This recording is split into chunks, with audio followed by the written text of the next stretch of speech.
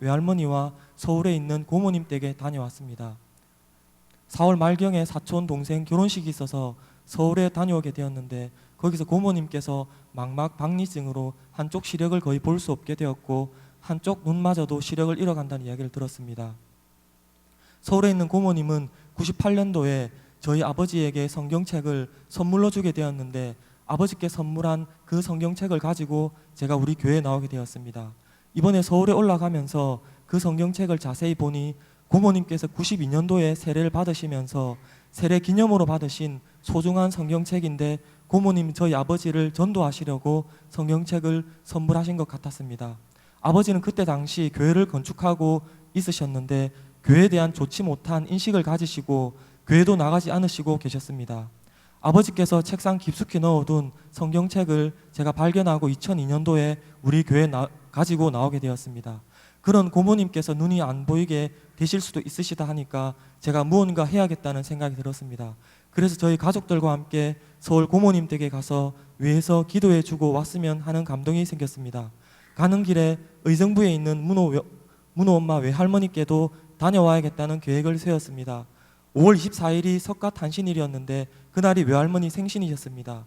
그래서 오래전부터 외할머니께서는 불교를 믿으시고 복음을 받아들이지 않았습니다. 외할머니 집에서 하루를 머문 후 아침 식사를 하고 헤어질 시간이 되었습니다. 부산에서 의정부까지 먼 거리에 다시 오기도 힘들고 그냥 가기도 서운해서 외할머니를 위해서 기도를 해드렸으면 하는 감동이 생겼습니다. 그래서 문호와 주희가 먼저 외할머니 건강을 위해서 기도하고 문호 엄마가 외할머니의 손을 잡고 축복 기도를 해주었습니다.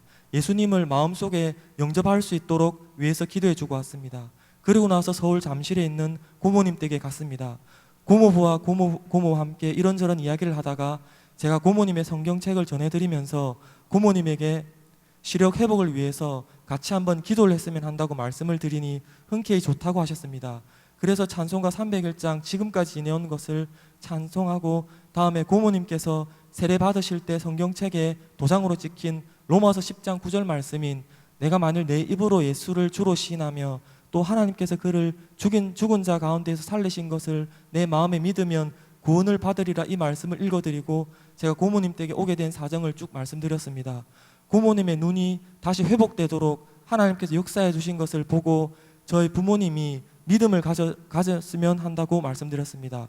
그리고 말라기 4장 2절 말씀인 내 이름을 경외하는 너에게는 공의로운 해가 떠올라서 치료하는 광선을 비추리니 너희가 나가서 외양간에서 나온 송아지같이 뛰리라 이 말씀을 읽어드리고 하나님을 경외하는 자에게 하나님께서 치료해 주신다는 말씀을 드렸습니다. 고모님께서 눈물을 흘리시면서 고맙다고 하시는 것을 보니 성령님께서 감동해 주신다는 생각이 들었습니다. 이후에 고모부께서 맛있는 점심을 사주셔서 저희 가족과 함께 식사를 하고 부산에 오게 되었습니다. 제가 오늘 이렇게 간증을 하게 된 이유는 제 삶 가운데 하나님께서 역사해 주시는 것을 경험하고 싶었습니다. 저도 만약에 할 수 있다고 한다면 저희 선교회 분들도 그리고 저희 중고등부 선생님들도 동일하게 할 수 있다는 것을 보여주고 싶었습니다. 아직까지 고모님의 시력이 회복된 것이 아니고 부모님께서 복음을 진심으로 받아들인지 알 수는 없지만 하나님께서 이번 일을 통해서 좋은 길로 역사해 주셨으면 좋겠습니다. 저처럼 가족과 친척들의 구원을 두고 기도하는 분이 계시다면 첫째로 하루속히 예수님의 복음을 가족과 친척들에게 전하야 하고 마음에 감동되는 생각이 떠오를 때 실천할 수 있는 순종이 중요한 것 같습니다. 그리고 두 번째로 전도할 그 시간을 위해서 기도로 준비하는 것이 중요한 것 같습니다. 마지막으로 전도를 위한 하나님의 일을 같이 하는 동력자가 있으시다면 같이 기도하면서 다투지 않고 한 마음을 가지는 것이 꼭 필요할 것 같습니다. 귀한 시간을 저에게 주신 담임 목사님께 감사드립니다. 이상입니다.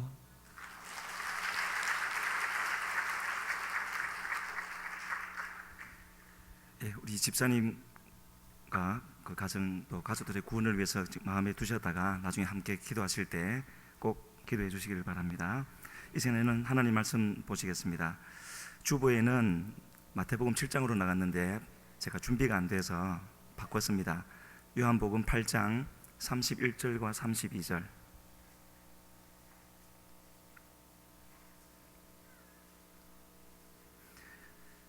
요한복음 8장 31절과 32절 함께 읽겠습니다.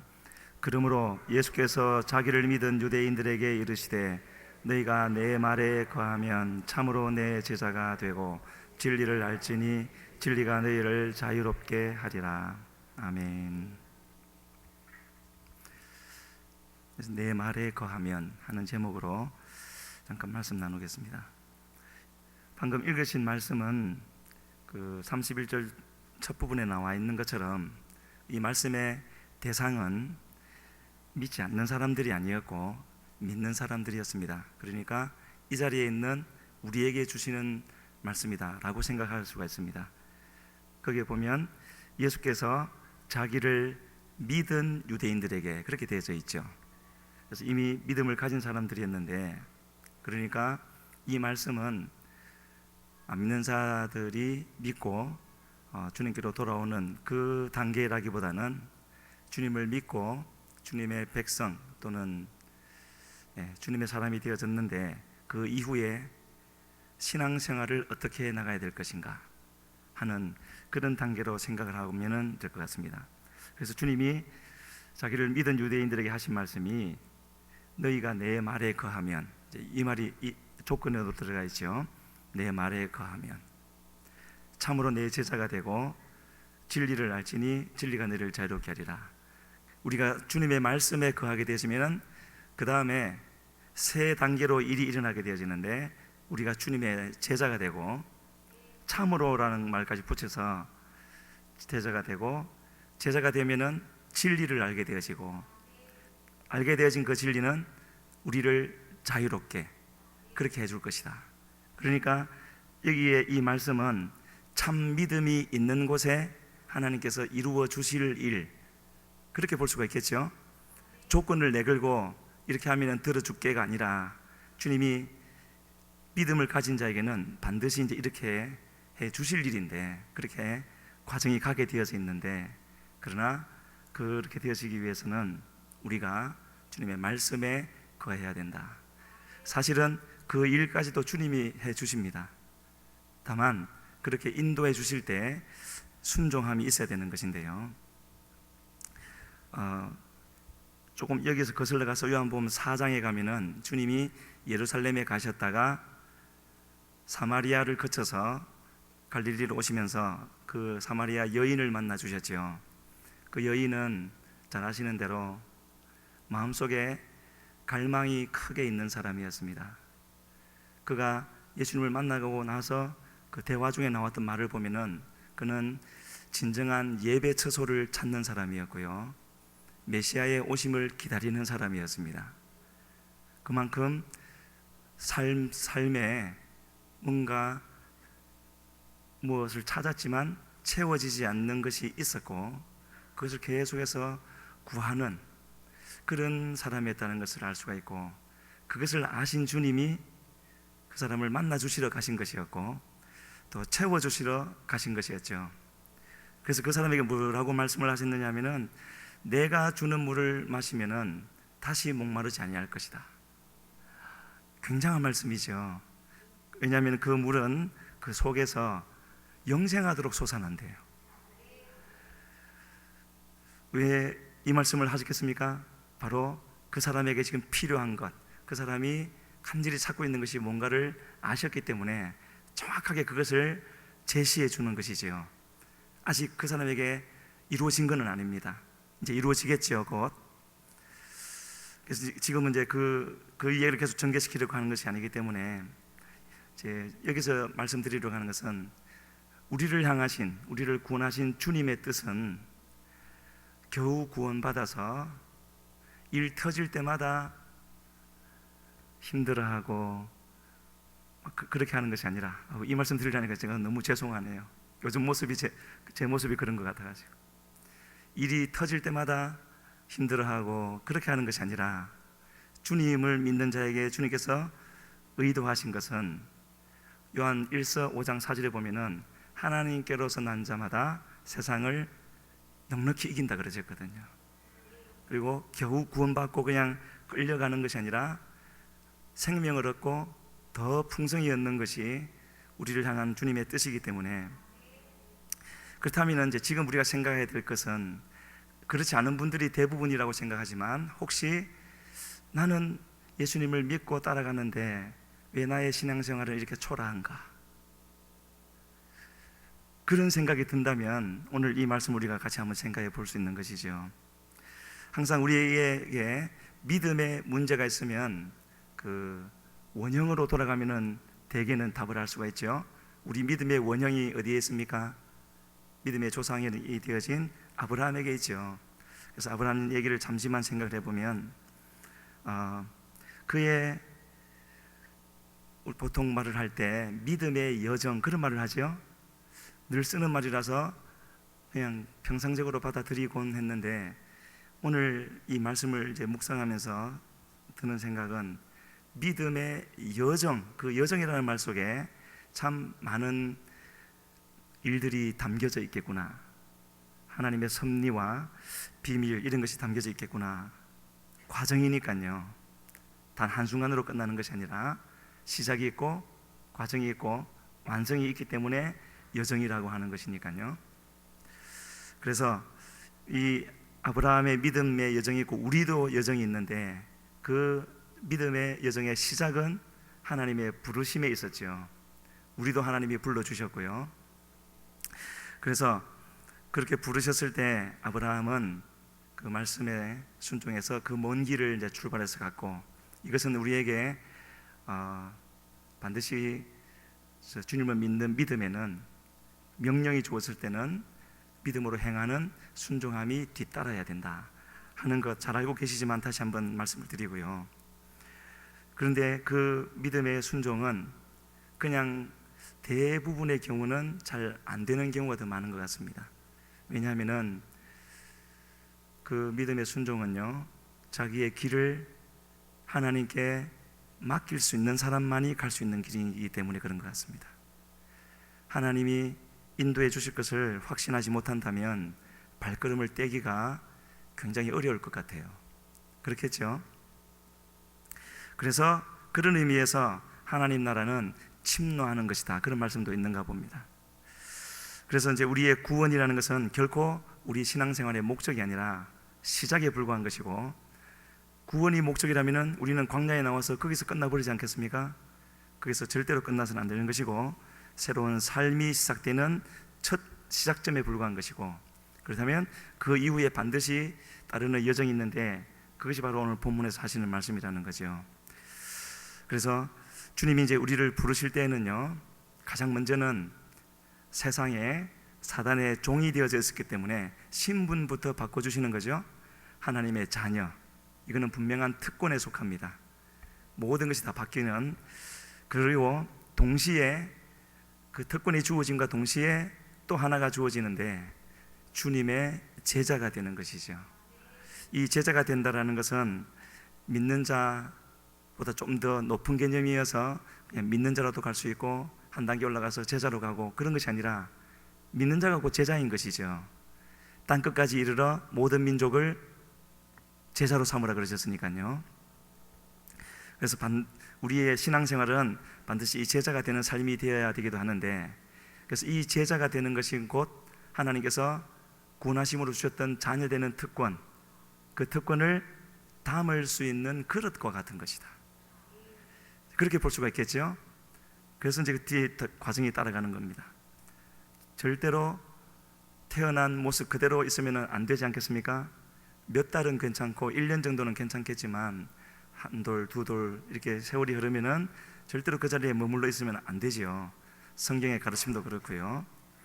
그래서 오늘 본문은 이렇게 주님을 믿고 따라가는 사람들에게 반드시 주님의 말씀에 거하는 법, 그것을 지금 알려주려고 하는 것이고, 그러할 때 주님이 예비하신 주님 안에 있는 그 풍성한 삶이 어떠한 것인가 하는 것을 우리에게 알려주시는 것이고요. 그것이 바로 우리가 마땅히 걸어내야 될 믿음의 여정이 되어지는 것 같습니다. 그래서 말씀에 거한다라는 그 말에서 거한다라는 말을 생각해 보면은 그거는 왔다 갔다 하고 상황에 따라서 움직이고 변하고 하는 것이 아니라, 거한다라는 말은 한 자리에 가만히 있는 것이죠. 그런 어떤 상황이 일어난다 할지라도 견디면서 그렇게 머물러 있는 것을 의미하는데, 그런 개념을 주님은 마태복음 11장에서 이렇게도 표현을 하셨습니다. 나의 멍에를 메고 내게 배우라. 주님의 멍에를 메래요. 멍에는 안 좋은 거죠. 속박하고 어디로 못 가게 하고 또 시키는 대로 해야 되고, 이게 코를 꿰고 있으니까. 그러면서 또 지난 주일 담임 목사님 그 설교 말씀에도 나왔듯이 우리가 주님을 떠나서는 아무것도 할 수 없다라고 또 그렇게 마지막에 말씀을 하시지 않습니까?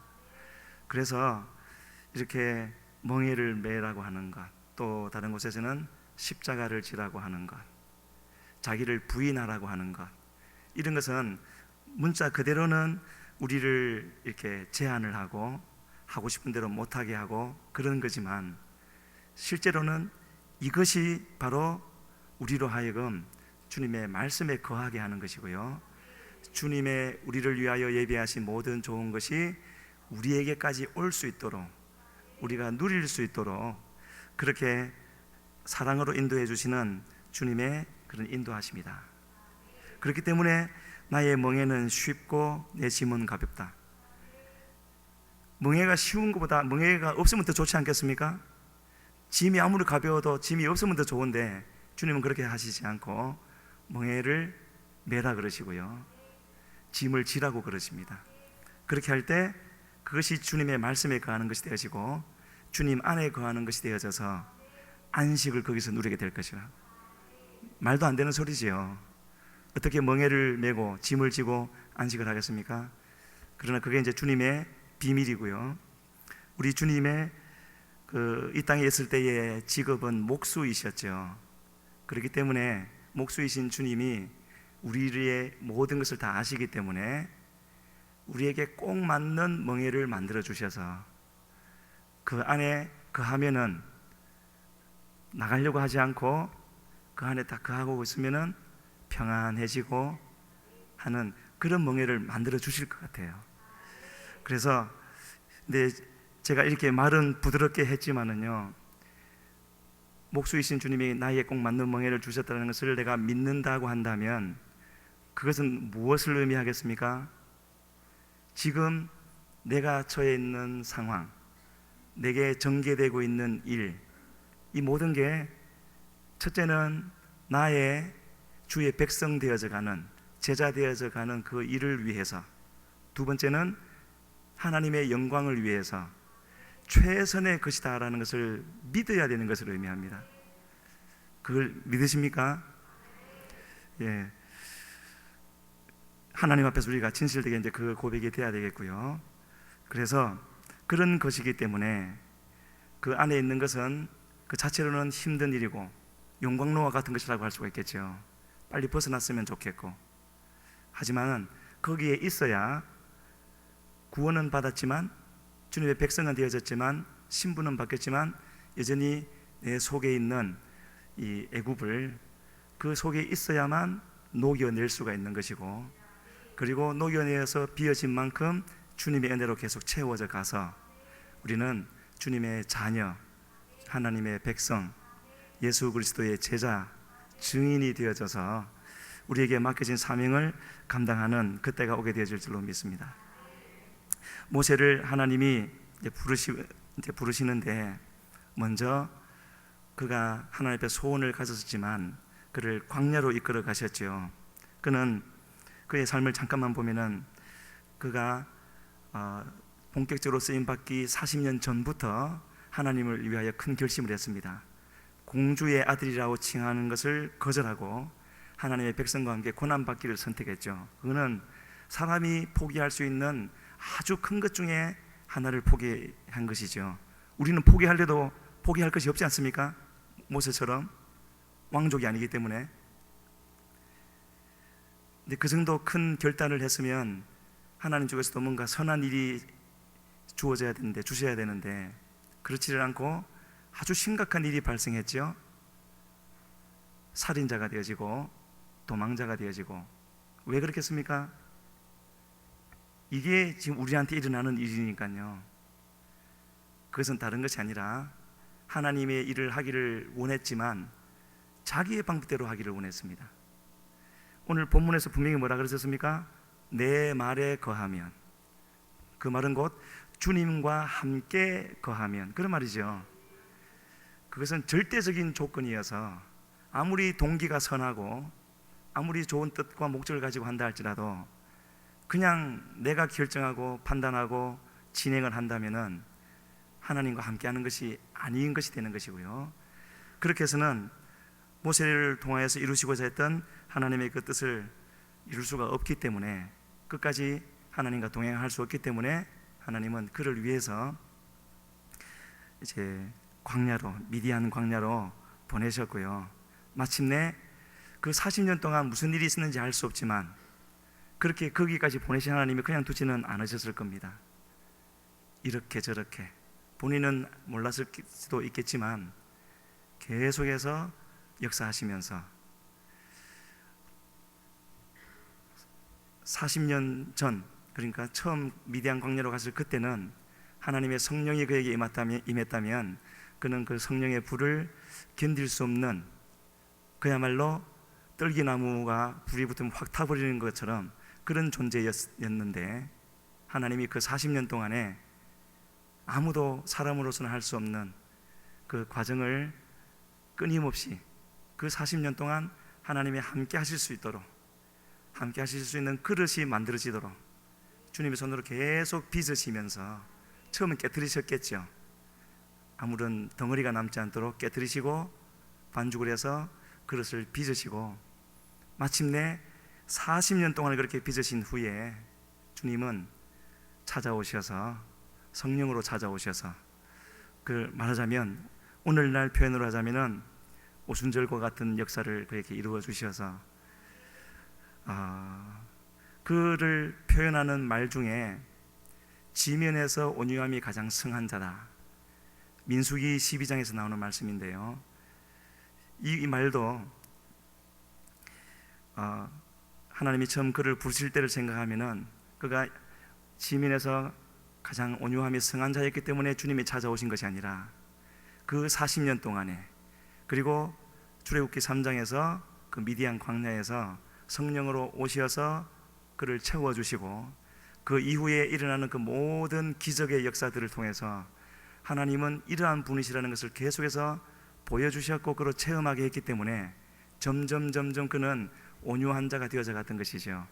잘 아시지만 온유하다라는 것은 우리 말을 단어에서 느끼는 그런 온순함이라는 것 아니라는 것을 잘 아실 겁니다. 성경이 말하는 온유함이라는 것은 주인의 뜻 외에는 그 어떤 것에도 흔들리지 않는 사람, 그런 뜻이고, 주인의 뜻이 있을 때는 그것이 무엇이 되었든지 그대로 해내는 사람, 그런 뜻이 되어집니다. 그래서 이미 이 모세는 그런 사람이 되어졌고요. 주님이 찾아와 주셔서 말씀하시고, 그 과정에 보면은 요즘 말로 하면은 밀당이라 그러죠.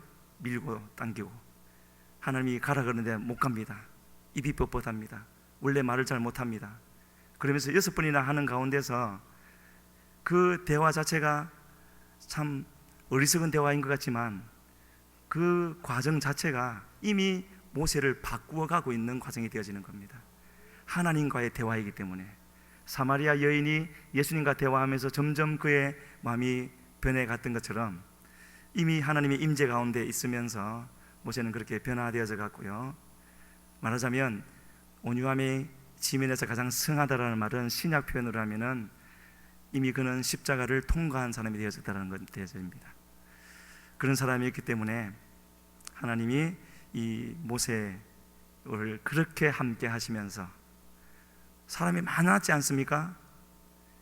200만 명 이상이나 되는데 왜 그렇게 모세를 붙들고 놓지 않으셨을까요?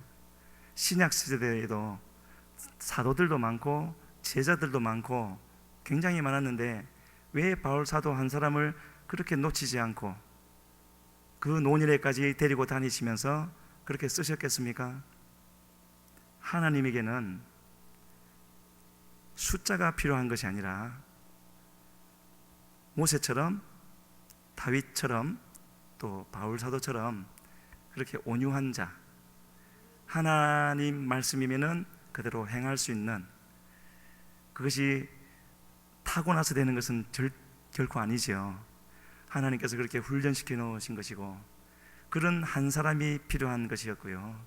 그래서 하나님은 그 한 사람을 그냥 한순간에 손으로 번쩍 해서 싹 바꿔놓는 것이 아니라 무려 직접적으로는 40년, 좀 더 넓혀 생각하면 80년 동안을 준비시켜서 그렇게 만들어 놓으셨기 때문에 그렇게 붙잡고 가셨던 것 같습니다. 우리도 주님 보시기에 그런 사람이 될 수 있다면 참 좋겠습니다. 그러나 결국은 우리의 구원도 그런 과정도 주님의 은혜로 되어지는데요. 에스겔서 14장에 보면 그런 표현이 있습니다. 하나님이 인정하신 의인 세 사람이 나오는데 그 세 사람은 노아, 욥, 그리고 다니엘. 그 중에 이 세 번째에 있는 다니엘이라는 사람은요, 다니엘서 10장 8절에 보면은 그렇게 훈련을 많이 받았고 그렇게 했지만은요, 10장 8절에 가서 마침내 이 다니엘도 예수님을 만나는 장면이 나옵니다. 거기서는 예수님이라고 하지 않고 인자라고 표현이 되어져 있는데 그 처음 인자 예수님을 뵙게 되어졌을 때 보통 다른 사람들과는 비교할 수 없이 주님께 가까이 간, 주님을 많이 닮은 그런 다니엘이었음에도 불구하고 주님 앞에 섰을 때 나왔습니다. 우리 같이 한번 읽겠습니다. 시작. 그러므로 나만 홀로 있어서 이 큰 환상을 볼 때에 내 몸에 힘이 빠졌고 나의 아름다운 빛이 변하여 썩은 듯 하였고 나의 힘이 다 없어졌으나, 세 번째 줄에 보면은 나의 아름다운 빛이 변하여 썩은 듯 하였고, 다른 사람과는 비교할 수 없이 훌륭한 분이었지만 주님 앞에 설 때는 그 모든 것이 저렇게 될 수밖에 없다라는 것, 다니엘이 형편없다라는 것을 말씀드리는 것이 아니라 우리 주님이 그러한 분이라는 것을 말씀을 드리는 거고요. 왜 이 말씀을 드리느냐 하면 모세가 또 우리가, 모세만 그런 것이 아니라 모세가 그 광야 40년 너무나 힘들었겠지만 홀로 지냈던 것이 아니라 하나님이 그곳에 함께 하시면서 도무지 같이 하면은 같이 있을 수가 없는, 바로 소멸될 수밖에 없는 그런 연약한 존재인 모세를, 우리를 주님은 이렇게 저렇게 계속 역사하시면서 우리를 바꾸어 가시면서 마침내는 주님이 함께 하셔서 우리가 기도할 때 함께 하시지 않습니까? 주님의 십자가의 은혜로 길이 열리게 되어져서 주님께로 나아갈 수 있게 되어진 것, 이거는 이런 말씀을 놓고 볼 때 엄청난 하나님의 사랑이 되어지는 것이고요.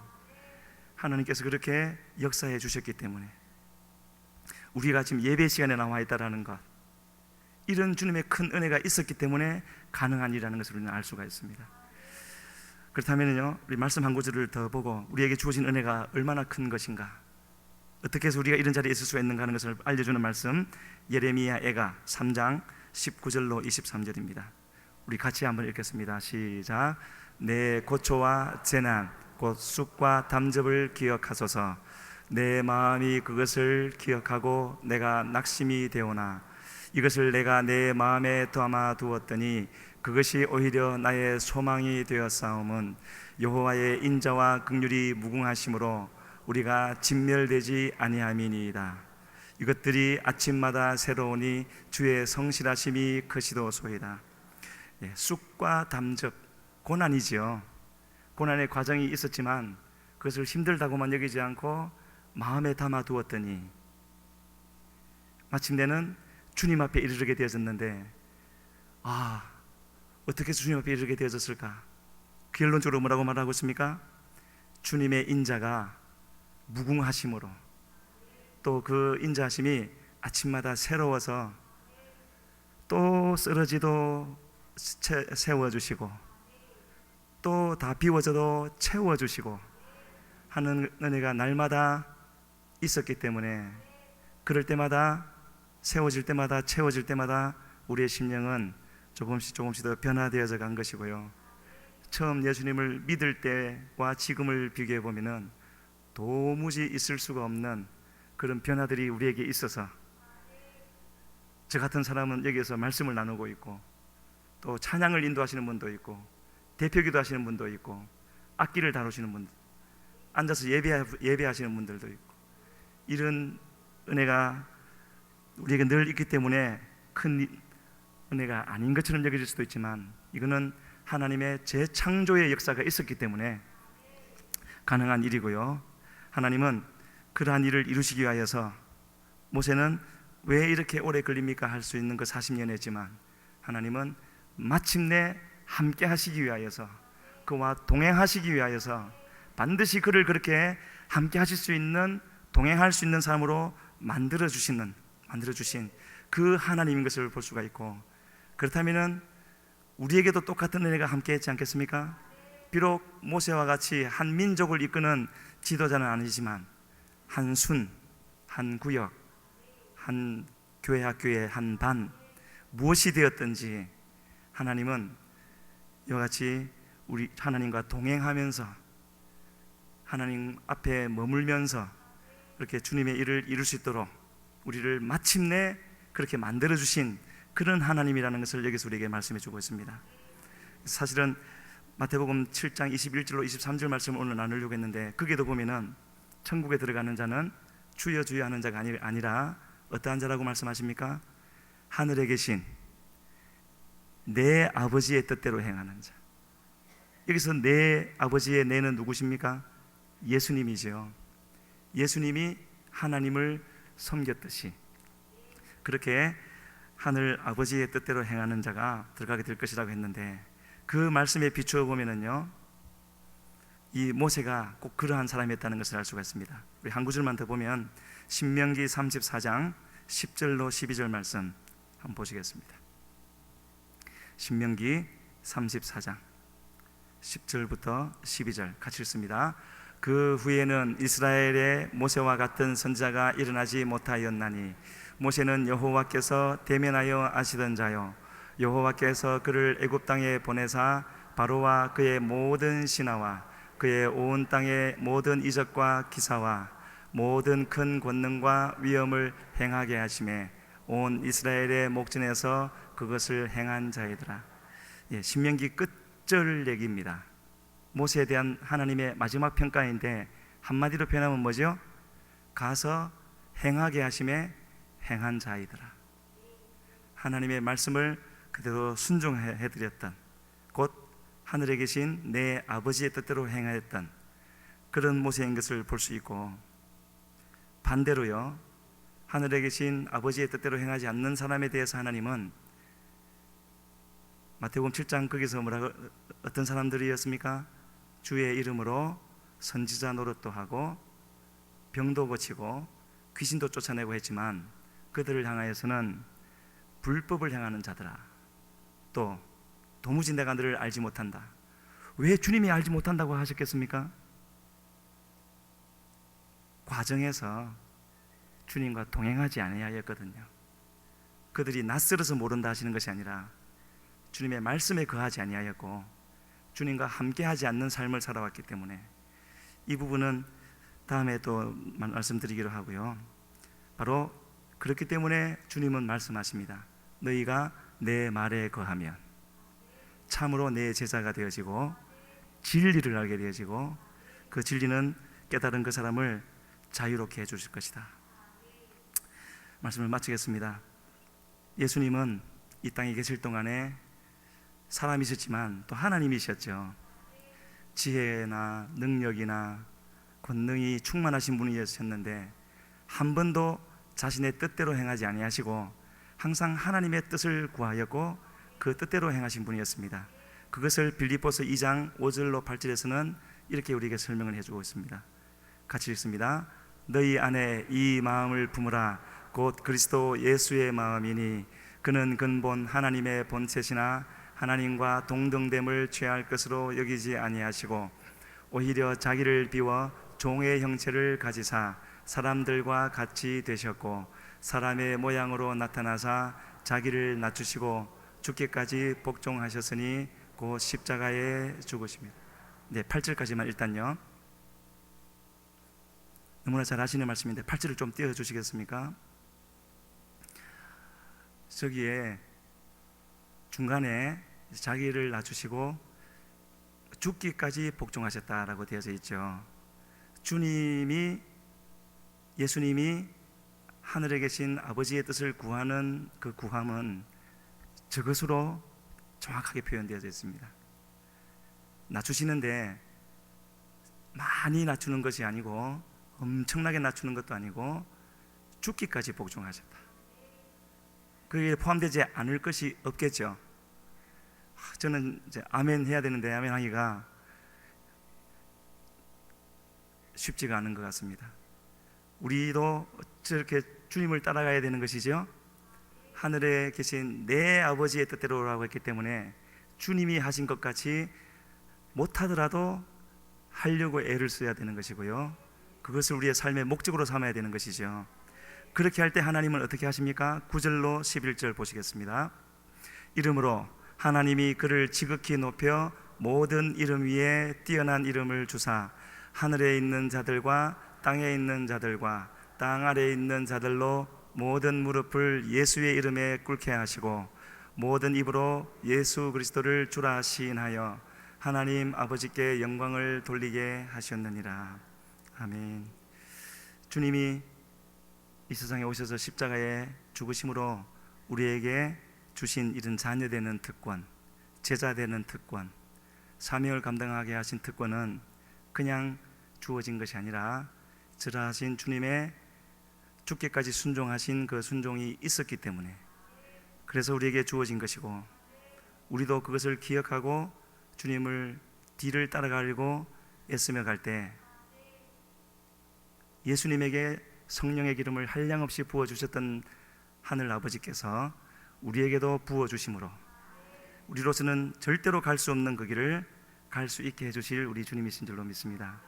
그런 은혜가 날마다 새로워져서 주님 보시기에 더 새로워져가는 우리 모두가 되기를 주님 앞에 간절히 소원합니다. 이러한 진리를 알고 따라가게 될 때 우리는 그 진리로 말미암아 더욱더 자유하게 되어지는 우리가 될 줄로 믿습니다. 우리 찬송 한 장 부르시고 마지막 기도하겠습니다. 신실하게 진실하게 거룩하게 살게 하소서.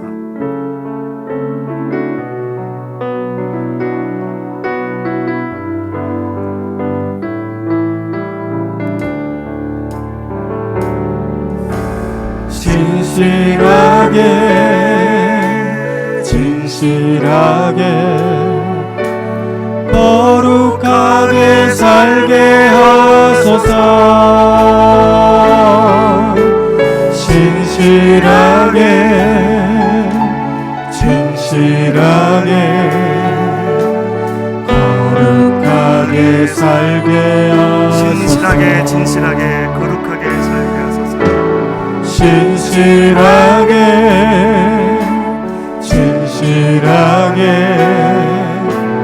거룩하게 살게 하소서.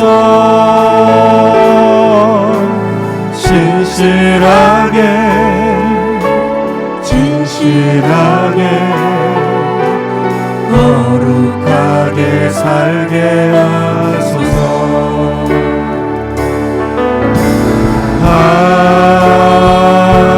하나님 나의 마음 만져주소서.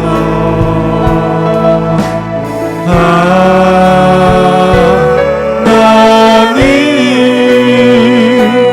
나의 영혼 새롭게 하소서. 신실하게 진실하게 거룩하게 살게 하소서. 신실하게 진실하게 거룩하게 살게 하소서. 신실하게 진실하게 거룩하게 살게 하나님 나의 기도 들어주소서.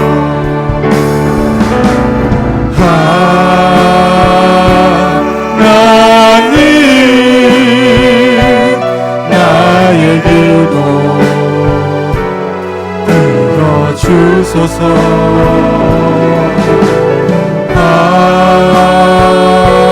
하나님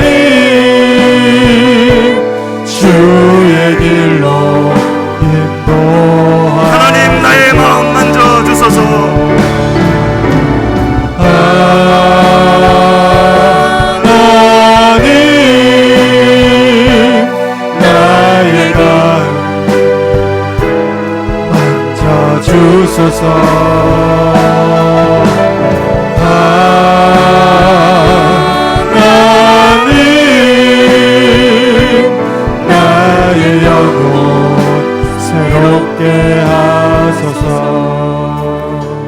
이 시간에 기도하시겠습니다. 하나님, 우리에게 주신 그 은혜가 어떠한 것인 줄 다시 한번 깨닫게 하여 주시옵소서. 주님의 죽으심으로 주어진 것임을 이 시간에 분명히 알게 하여 주시어서 아버지, 주님이 그리가신 그 길로 우리도 가기를 원합니다. 우리의 할 수 없음을 주님이 하시오니 주여 성령으로 이 시간에 임하여 주시어서 우리의 마음을 만져 주시옵소서. 우리의 기도를 들어주시어서 주의 길을 따라가게 하여 주시옵소서. 주여 부르시고 기도하며 나아갑니다.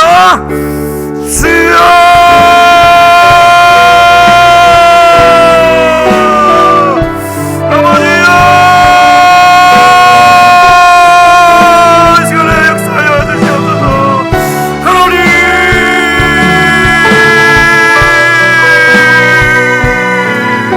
주님 보시기에 아버지 함께 하시는 주님 보시기에 아버지여, 믿는다 되게 하여 주시옵소서. 거룩하게 사랑하는 데 되게 하여 주시옵소서. 주여,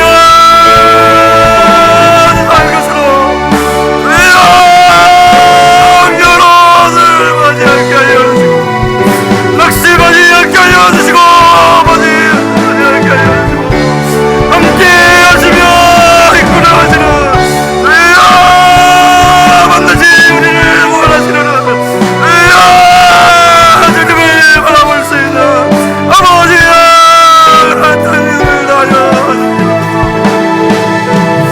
이 시간에 다시 한번 기도합니다. 하나님이 피값 주고 세우신 몸된 교회, 오늘까지도 성령으로 인도하여 주셨음을 믿습니다. 앞으로도 성령으로 함께하여 주시어서 주의 살아계심을 나타내어 주시옵소서. 세우신 담임 목사님을 주의 능력으로 붙잡아 주시어서 아버지 하나님을 내리 전파할 수 있는 주의 사자 목사님 되시게 하여 주시고 온 성도가 성령으로 충만케 하여 주시옵소서. 우리 주여 부르시고 기도할 때가 자유롭게 하시겠습니다. 주여,